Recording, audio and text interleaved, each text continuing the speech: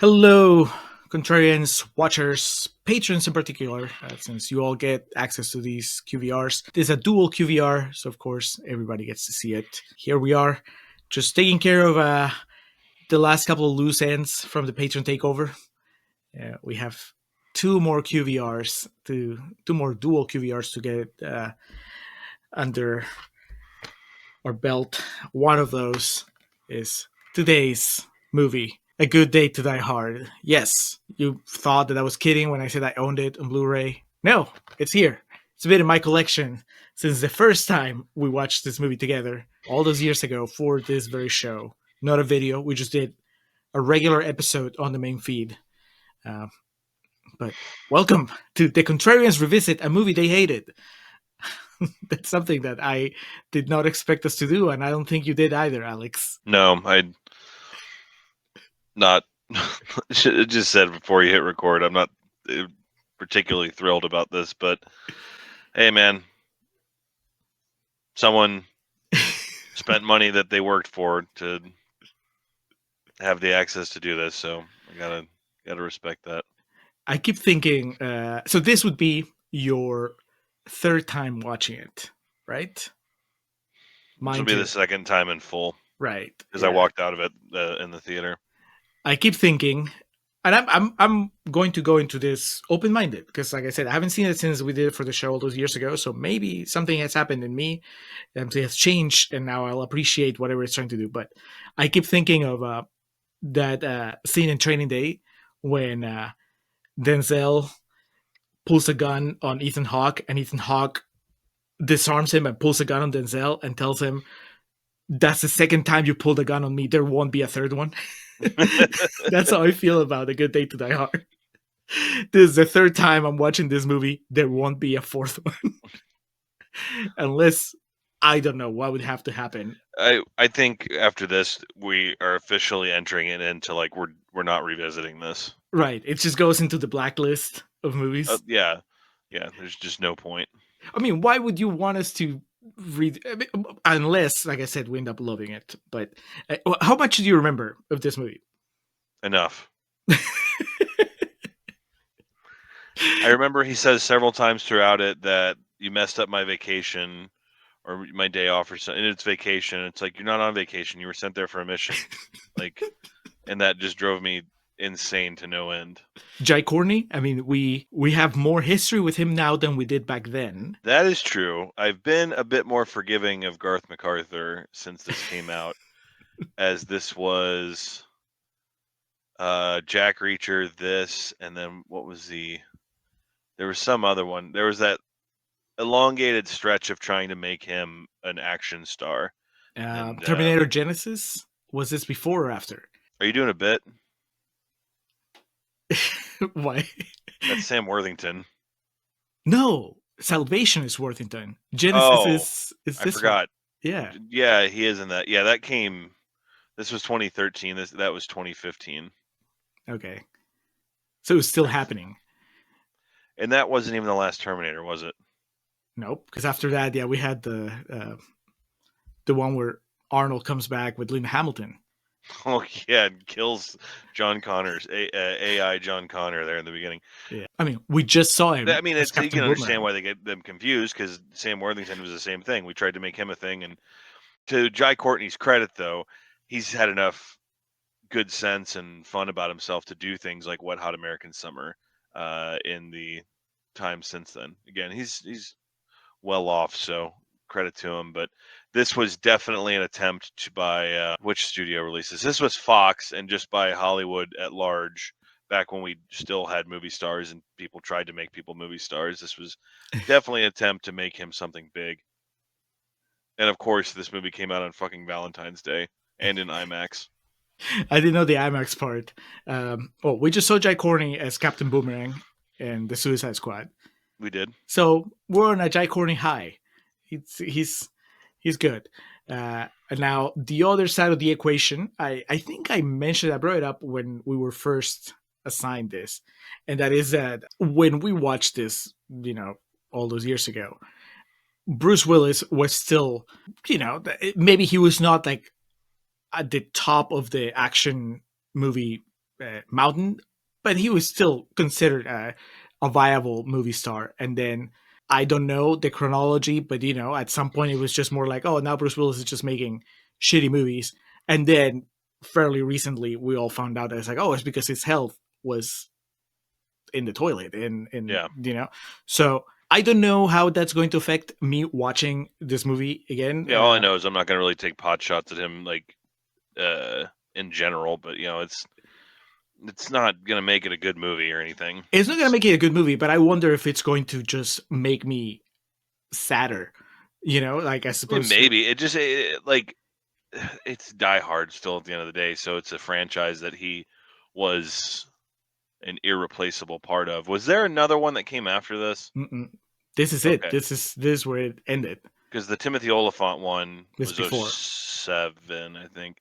And yet he's just made so many fucking movies like since this, and it is a sad situation, but it's like I guess just getting this out of the way right now. It just seems like he's building a nest egg for his loved ones to leave behind, and it's a sad situation, but it's one of those things now that it's like, Nicolas Cage had all that.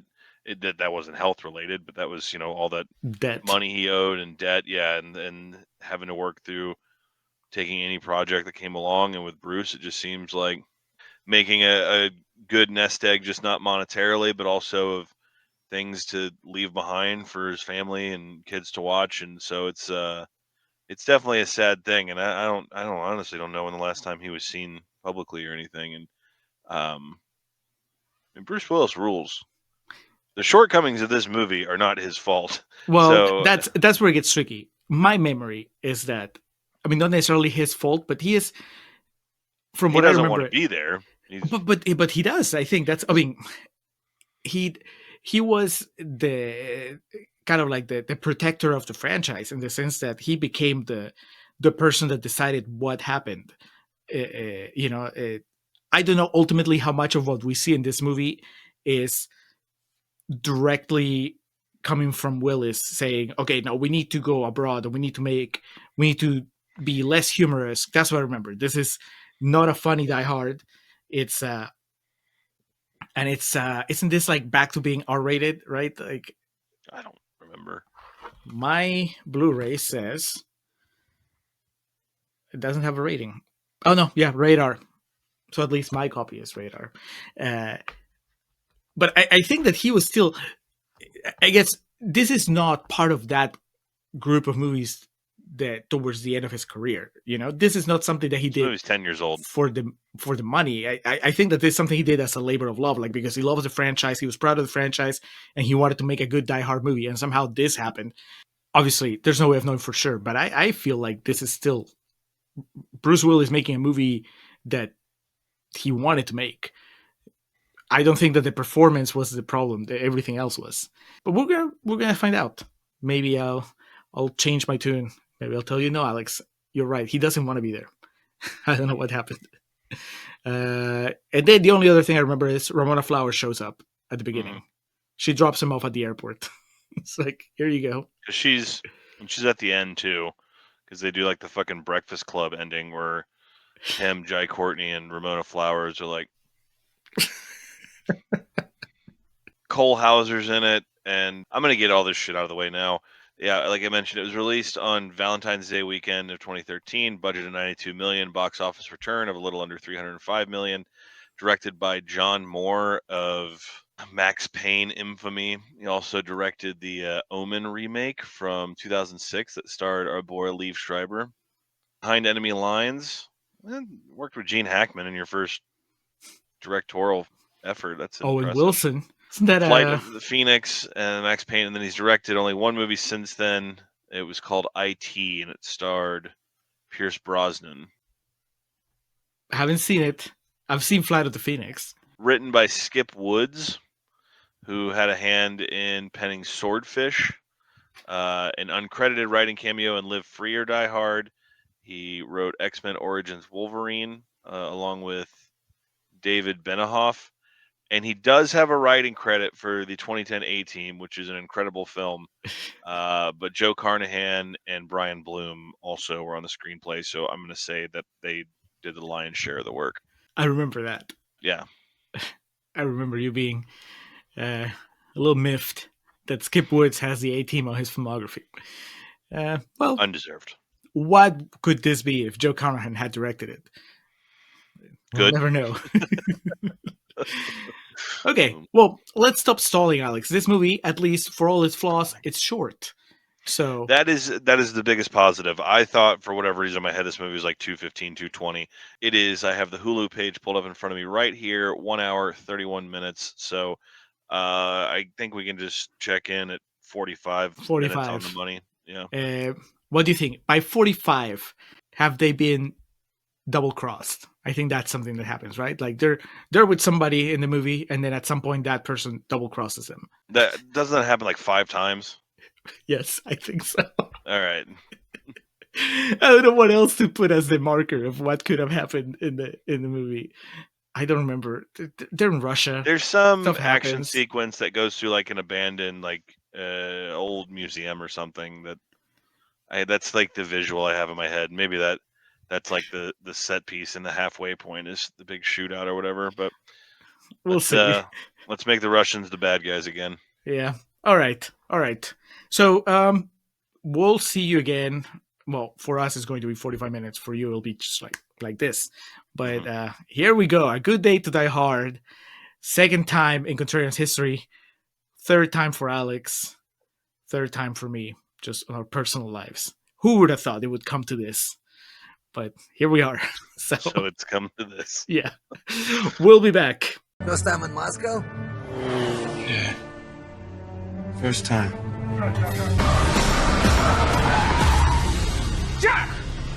Dad?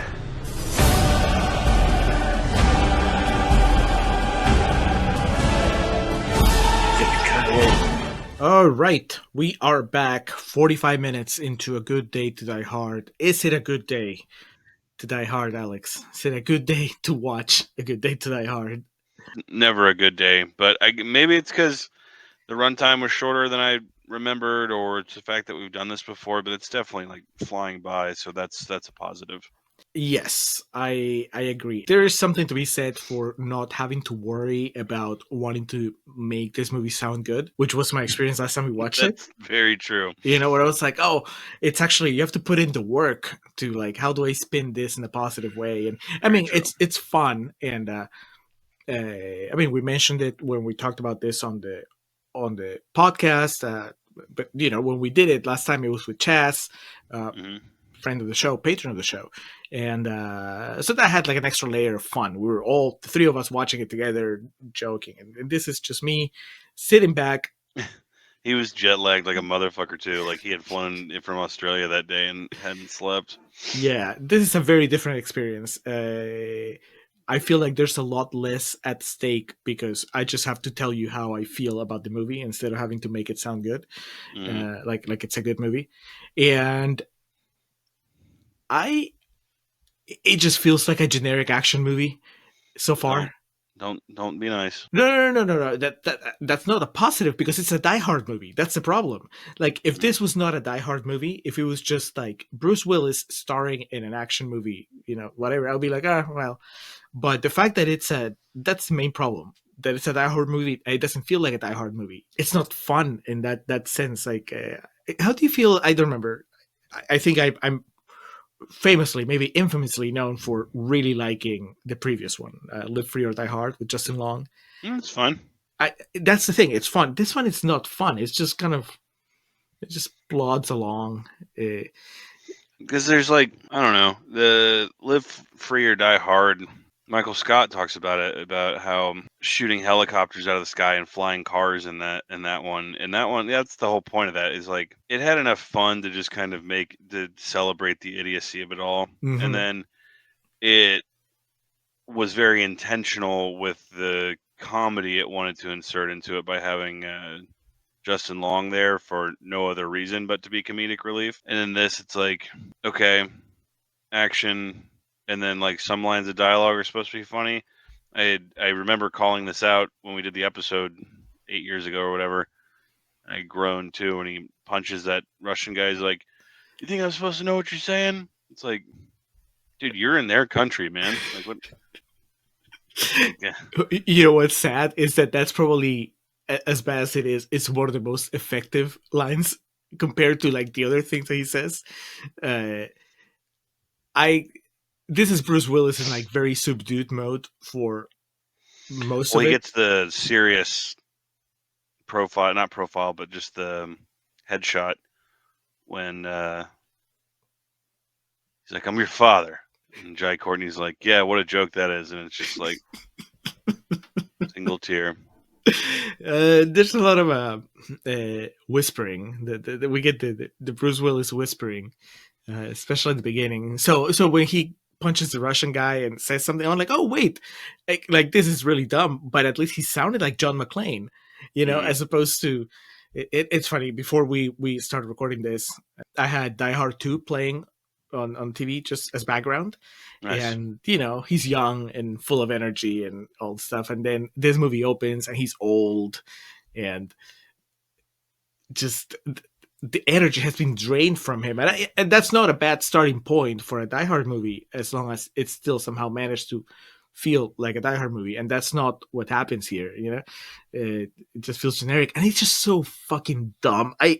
That's the thing I did not remember, how dumb it is that he just flies to Russia to insert himself in this plot that he has no idea that. This national crisis, this international incident. Right. Even even if his son was not a CIA, right? Yeah, CIA agent. That obviously he doesn't know that. So his plan is what, to go in there Cole and Hauser.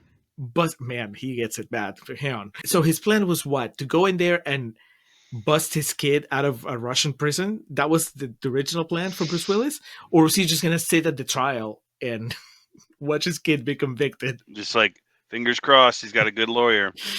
Yeah. Good attorney, I should say. Hilariously, the 45-minute mark was the scene I was talking about remembering, when they're like, it wasn't a museum, it's a ballroom that they're in that's abandoned. And that's like the main set piece from the movie I remember. So I was laughing. It's like, oh man, this is where we're going to pause it.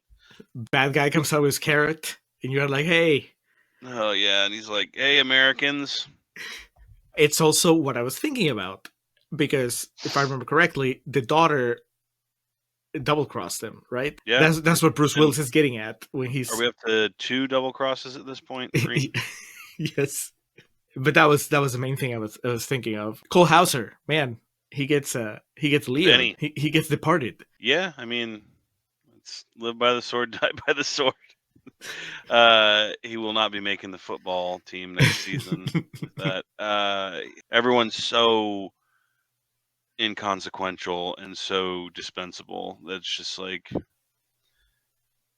I hate to be this way, but I just said it from the beginning that this movie's like dumb to me. But positive side, the action set pieces with real cars getting blown up and shit, it's welcome.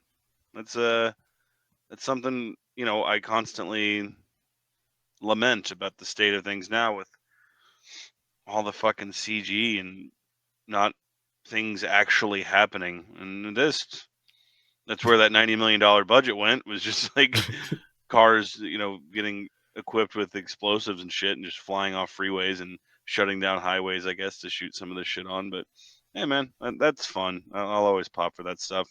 And then also, I think it's analogous to this movie, or like just personified. The scene where he gets off the plane and gets in the cab and he's trying to speak that broken Russian to the cab driver. Mm-hmm. And the cab driver is like, oh, you speak Russian? And he translates back to him what he said, and they kind of have a laugh. That's like a fun, genuine moment.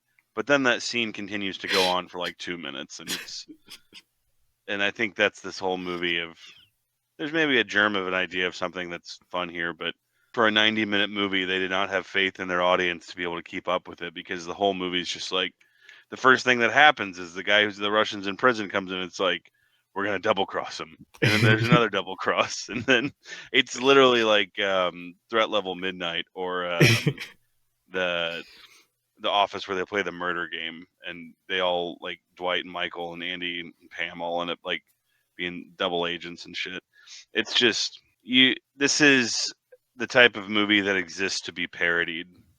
And it's a bummer when you come to things like this and think of the fact of like, we were just talking about this on our after hours. The first Die Hard fucking rules. So to see the franchise come to this and to think that there's someone whose first Die Hard was this and thinks that's all it is, and we're only halfway through. We still got like 7 more double crosses to go, man. How do you like this bad guy, Carrot guy? No, not work. I mean, it just doesn't. What is he doing? He's Sugar. trying to be quippy. He's the guy with the quips, not Bruce Willis. He's the one that's in charge of the comedy. Did love the part where Bruce Willis, after that highway chase, he's just like, he's trying to cause a distraction. He's like, hey, this guy's got like an automatic machine gun, just like trying. And Bruce is like, oh, can't catch me. He looks so old in this movie. Not as in like, oh man, he looks old and bad. It just mean that for this type of movie, like I was like, maybe I forgot that this movie is about him being too old for this. Like, they're pulling a lethal weapon. Because with that first scene, his friend that comes with information tells him, hey, grandpa, and whatever, teases him about his age. And I thought, oh, that's going to be the running theme. Not I'm on vacation, but I'm too old for this shit. But it hasn't really happened, like the movie's not addressing the fact that he's a man out of time, that he's just too, his time might have passed. He shouldn't be running around. And it's a movie that has a bunch of ideas, but the writer and director didn't have enough patience to stick with ideas for more than 90 seconds. Another explosion, another shootout. Let's just go.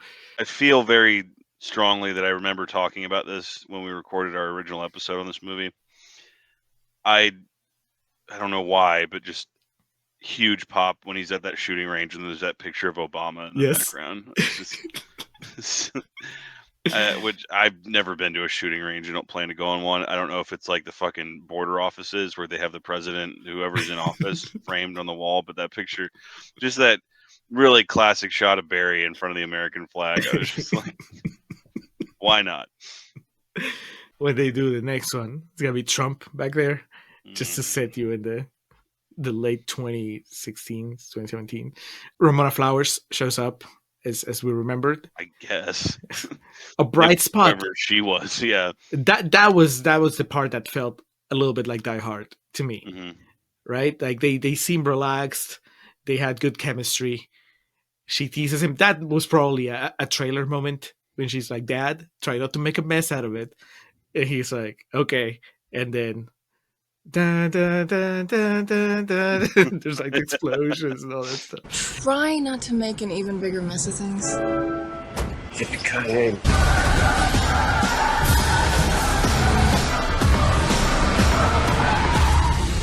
When she called in the middle of that action sequence, all I could think of was this movie would be so much more fun if she was the person, if she was with him on the trip, or if she was the one that was involved in this. Not if she if she was like the really unaware and untrained and unqualified, like she just ended up going, she's with her dad John McClane and somehow gets like suckered into this situation. And then the shot would, the big punchline would be she like shoots a gun and is like and drops it, and but her character was pretty capable in the last movie in Live Free or Die Hard. That's true. She kicks ass, so she can be inexperienced but still have common sense. Fuck me, I forgot. I thought he was. No offense to our Australian and New Zealand listeners, I thought Jai Courtney was from Europe. He too was from Australia, so they were just like dead set on like Sam Worthington, Jai Courtney, like we're gonna make one of these Aussie fuckers stick, man. This is gonna happen. But I forgot the tagline also for the movie was "Yippee-ki-yay, Mother Russia." It tracks. All right, so let's close with Jack Courtney. How are you feeling, Jack McClane? Much more forgiving of Jai Courtney these days. As I mentioned in the prelude and also just in general, this was his third movie. He had to have thought this was like, and with good cause. Again, this dude's rich, so, and look at him, he's a handsome guy. So whatever I say negative about him, it doesn't really mean he's losing at life, but he sounds like someone who is trying to speak in an American accent, and he's just like he's acting like what someone would act like if they thought Paul Rudd was going to be in an action movie.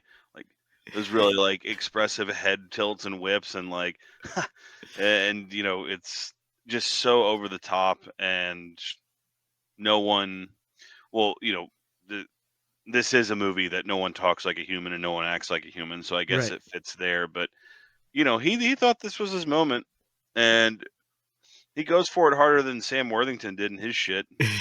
So Sadly, not as successfully. unfortunately, Jai Courtney was not the star of 2 movies that made multi-billion dollars Yeah. and are now an attraction at a Disney theme park.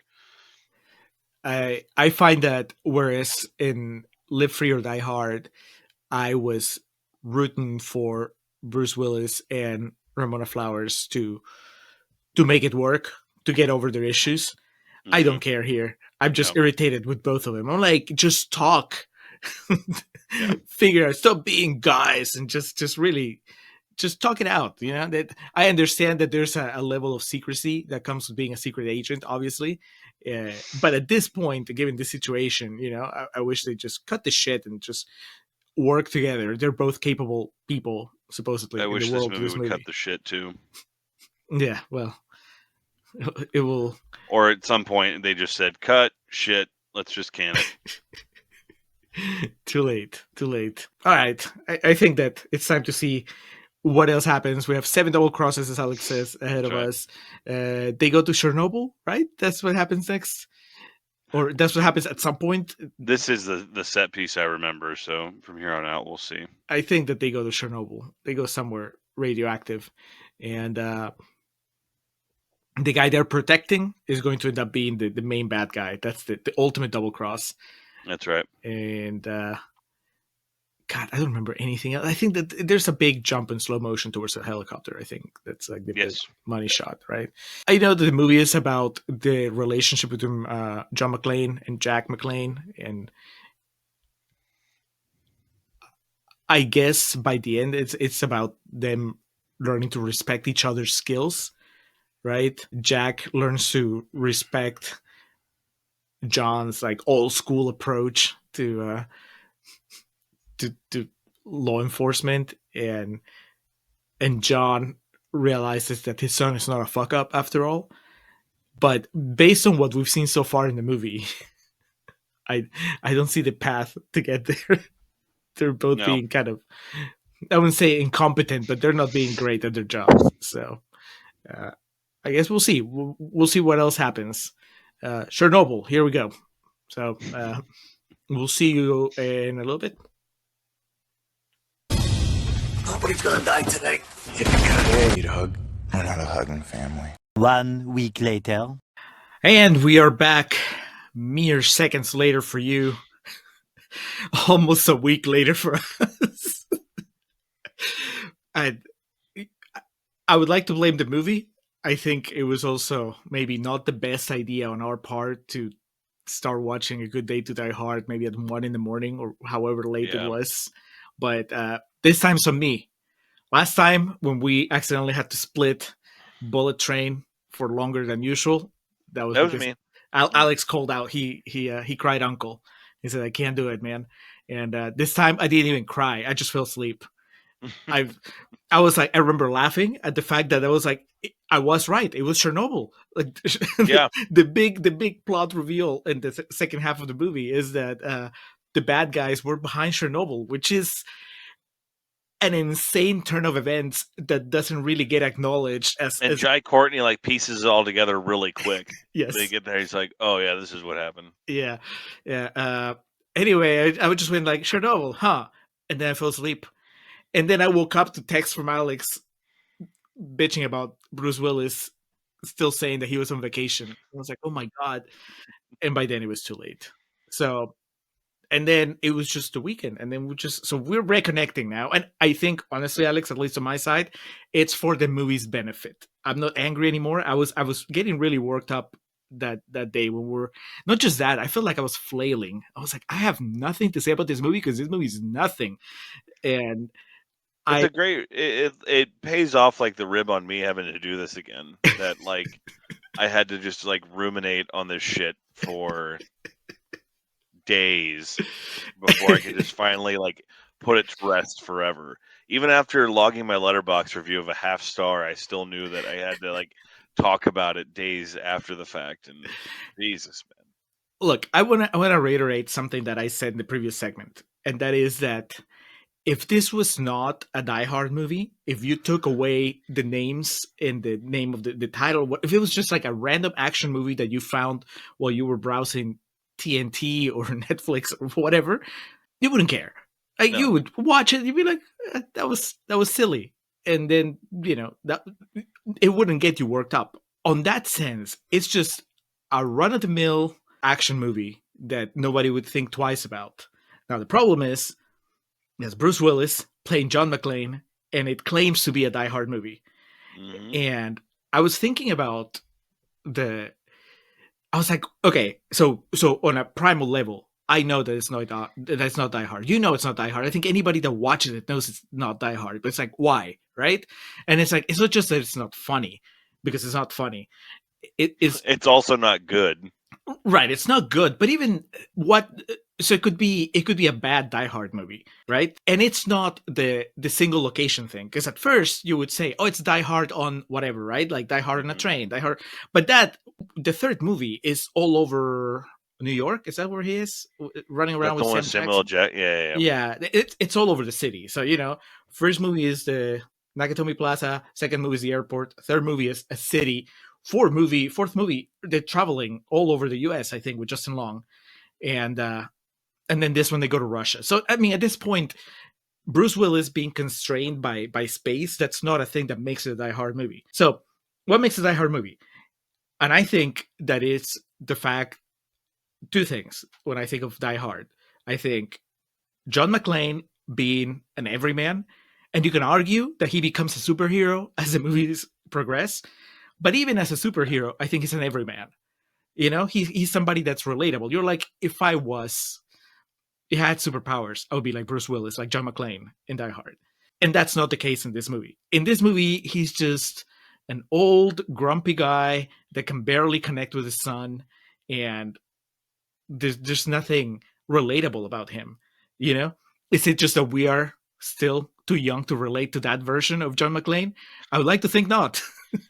But those of you who are, old enough to have kids that are Jai Courtney's age in this movie and maybe are strange from him, if something resonated in A Good Day to the Heart in that sense, let us know. And then the other thing is the set pieces. I think that when I think of Die Hard 1 through 4, to various levels of ridiculousness, but the set pieces are memorable. You may think it's ridiculous that he flies a car into a helicopter in Live Free or Die Hard, but you're going to talk about it. There's not a single set piece in this movie what are you going to talk about? That he gives the finger to the helicopter in the final, like... I mean, like we talked about at the halfway point, there was that pretty cool freeway scene where like all those cars were getting run off the road and shit, but it's like, it's nothing memorable. It's not. Like that was at the point in the movie upon my third rewatch where I was like trying to find things to be positive about, and I was like, well, there's practical effects here. They're blowing shit up and doing all this shit. Cool. But nothing is memorable from this. And then yeah, even like away, when right? he jumps and flips that guy off at the end, they try to recreate the fucking Hans Gruber thing where the bad guy falls in slow-mo, and it's just like, dude, go fuck yourself. I don't think that there's a whole lot of practical stuff in the last 30 minutes or so. No. They get there, like they're in an actual pool, but aside from that, like everything else is just them like acting in front of a giant green curtains and shit. It looks terrible. It looks so bad. It's I couldn't believe it. I was watching on the biggest TV I have here in the house, and it was just murky and all just blue. And I'm like, what the hell?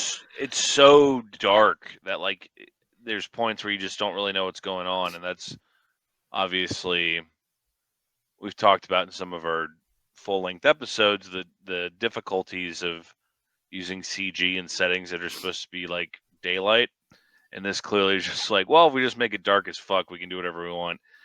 Problem is, this is after Avatar, and as much as the first Avatar, I will tell you, is not that great of a movie, and the second one is a great movie.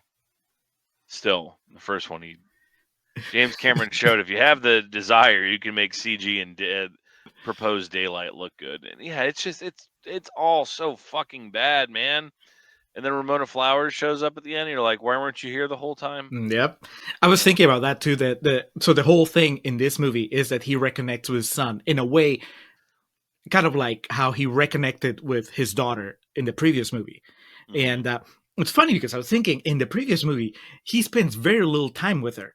It's like he sees her at the beginning, and then she gets kidnapped, and he doesn't see her again until the very end. And yet they have a connection that is so much more believable than a movie like this one where he spends 90% of the movie with Jai Courtney.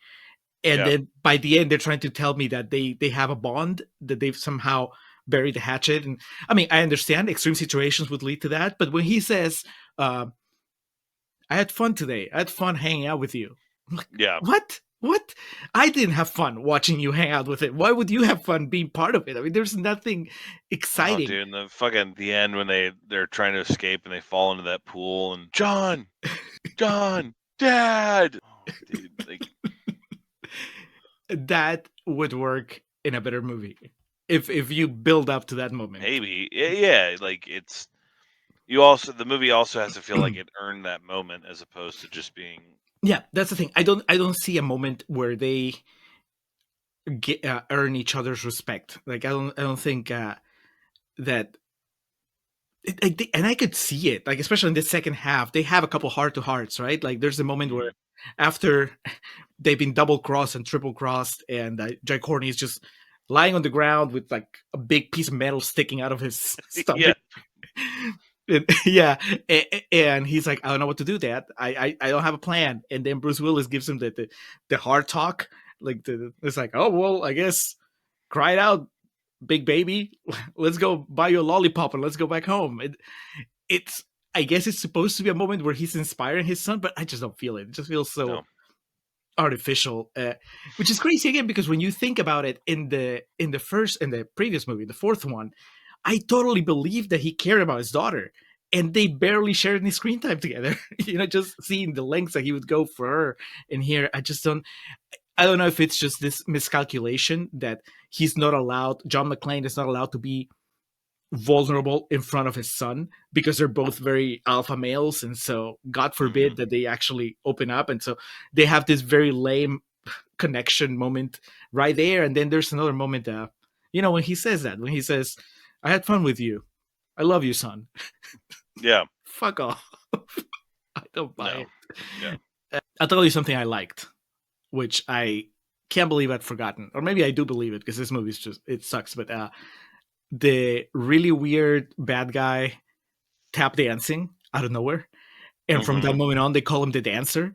It's just such a weird offbeat element of the movie that I wish that if they were gonna make a really bad Die Hard movie, I wish that at least it was weirder. Like that guy tap dancing and eating his carrots, and then the way that guy gets it, you probably liked it because that was. He's the guy that gets thrown in the helicopter blades, right? No, it's the guy that gets shot in the head. Oh, yeah. I mean, I guess they put a squib on his temple. No, yeah, of course, the big bad guy, the triple double crosser gets thrown into the helicopter blades. Yeah. I mean, this movie's awful, and like every second of it when it went by upon this rewatch was me waiting for it to be over. Like I can't really undersell, like, it's not Hancock. It's not the worst movie I've ever seen. Like I honestly think Hancock, like when people ask me the worst movie I've ever seen, that's immediately my response is Hancock. But this is not the worst movie I've ever seen, but I dislike it as much as any movie I've ever watched. I think that's paraphrasing what my Letterboxd review was. And just like every second that went by, I was just waiting for it to be over so I could be done with this movie forever. Look, we got a patron that said dance, and we were like, all right, because of course, like, who am I? Someone wants to pay money that they worked for me to talk about a movie, yet again in this case, but still, I like I said, I believe I said this in the opening stanza of this QVR. We got to enter this into some sort of like Blacklist. not eligible. Like, it's Well, it could become a bit now where like every couple of years we revisit A Good Day to Die Hard.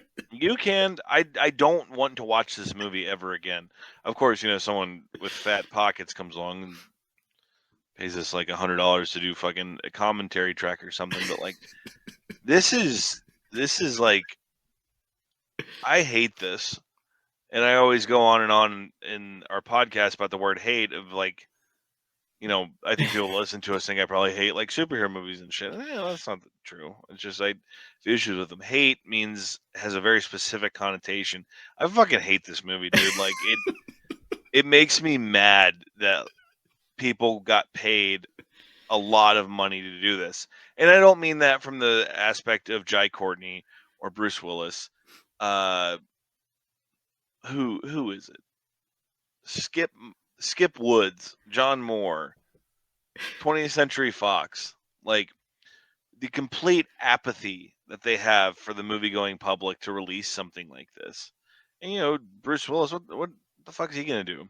At this stage of the game, he's not going to be like, oh, John McClane wouldn't do that, brother. Or he's not going to step in and be like, hey, the narrative of this movie doesn't make a whole lot of sense. So, I can't blame the players involved, Cole Hauser and, all those It's one people scene for getting paid and whatnot. But, this feels contemptuous. Like, the people that made this movie think that the movie-going public are just a bunch of fucking troglodytes or whatnot. Like, it's just... I see it differently. I also hate it, but I hate it in its ignorance. I think this is a misguided movie. Like they got a bunch of people that had no idea what to do with the franchise, and they thought that the best way to make a Die Hard movie was to bring it back to our rating, send Bruce Willis on a spy mission to Russia, and try to pass the torch to a hot young guy. It's like none of it says Die Hard. So, but I don't think that they said we're gonna make a bad movie and it doesn't matter because you're not gonna get. Yes, yeah. I think they really thought that this was gonna be it. They were like, oh, we're sending the franchise in a different direction, and it's just so wrong-headed. Like these are people that they're not. It's not like they just handed all this money to people that were just making their first movie, but there are people that clearly had no idea and. That's where, Bruce Willis, I do think that he could have said something. I don't know, maybe he did think that this was going to be a good, movie somehow. It's been, when you've been with the character for so long and you think, all right, well, maybe the next step is for him to gracefully age into some sort of peace and understanding with his I'm on vacation. It's so bad. But that final shot, that tells you everything that was wrong. That final shot with like the sunset and him walking in slow motion with his dog. It's so bad.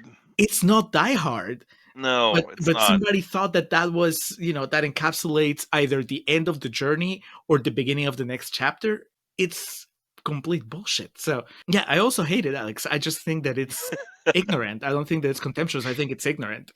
Either way, it's a terrible movie. Nobody should watch it. You should watch, and I know this is divisive, but you should watch A Good Day to Die Hard, which is a fun Die Hard movie that some people may say it's bad, and I'll say sure. I don't think it's bad, but even if you think it's bad, it's a lot more fun to watch than A Good Day to Die. Oh, absolutely. Like when I was watching this, I was trying to think of like any positive spin I could put on it. And I was trying to think of like who this movie's for. And it's just trash, dude. Like there's no redeeming quality to it. And you're right. A Good Day to Die Hard was very divisive, as you said, but yeah, I thought Timothy Olyphant as bad guy was fun. He's amazing. Bruce Willis has an awesome fight with Timothy Olyphant's girlfriend. Remember, like with the elevator and the car. It's just he flies the car into the helicopter and he like shoots it off, and it's just like. And then Justin Long reiterates. He says, "You just flew a car into a helicopter." It's awesome. Yeah, and I think the point is that's not a great movie, but it's definitely improved upon.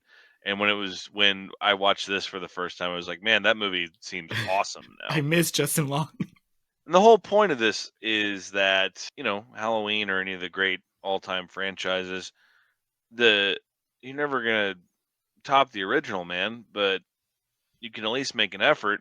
And you watch something like this and it's offensive. And it's like, oh well shit, all those other it's Halloween 5.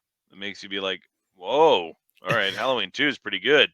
I passionately detest this movie. Like I said, it's not quite in the Hancock class, but F for me. And I gave it a half star on Letterboxd, which I guess puts it above Fateful Findings, Ryan. So I apologize for that, but bottom of the barrel. I'm gonna go with 1 star. There are just glimpses of I really wish that they could make a movie, that they had made a movie. We're done. I mean, that's this.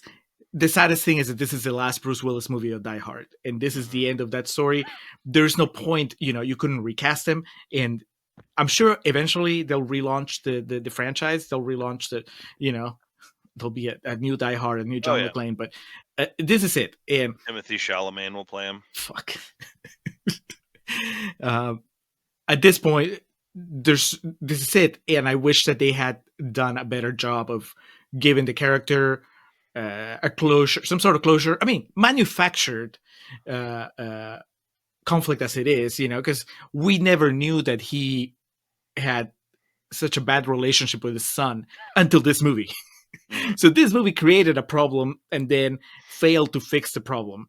Bruce Willis could have just gone on an adventure without having any sort of family drama tracking him. I don't know. It just, but there were moments where I just wanted, Jai Courtney and Bruce Willis to have better material, because in the end, the idea of Bruce Willis, fixing things with his daughter and then having an adventure where he fixes things with his son, and those two adventures being so different, right? Mm-hmm. There's something there. It's absolutely true. Lost. And also, here's the final point, Alex. I think that up till this movie, and this feeds into the everyman thing, John McClane never goes looking for trouble. He's always trying to, he just finds himself in the walks right into the mouth of the beast in this movie, man. Yes. Jai Courtney even points it out, almost as if they're not aware of the movie they made. He says, how is it that trouble always finds you? He flew to Russia. he, for all we know, not on vacation. No, he flew there to find his son, and that's the bullshit of it. He keeps trying to every time there's conflict, he's like, I'm on vacation. It's like, no, you're fucking not, dude. You flew there to try to spring your son, and then you interjected yourself into this international incident that was going on. Yeah. Go fuck yourself. This is nothing like the other movies. So, man, if we keep going, it's going to go down to half a star. So let's just start. It's 1 star. 1 star because in the end, I mean, some people are trying. That guy tap danced. He was really going for it. And we've definitely seen Bruce Willis in worse and Jai Courtney in worse. So 1 star. Don't watch A Good Day to Die Hard. Terminator Genesis? No, that's better than this. That's better than this. Yeah. Okay, sorry, Jai Courtney. This is the worst movie we've seen you in. Again, he's sitting comfortably. Yeah. And he that stint on Wet Hot American Summer, he made out good with me. So yeah, this is not good at all. You should stay away from this movie at all costs. But we're happy to cover it because a patron requested it. That's it.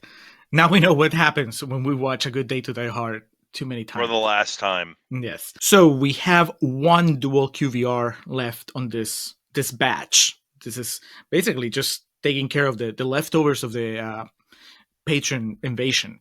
And that is going to be the movie Ravenous, demanded by patron John Amenta from The Pint. No. I've heard of Ravenous. I don't know anything about it, though. I think Robert Carlyle might be in it. I'm looking it up. 1999 film. Guy Pearce.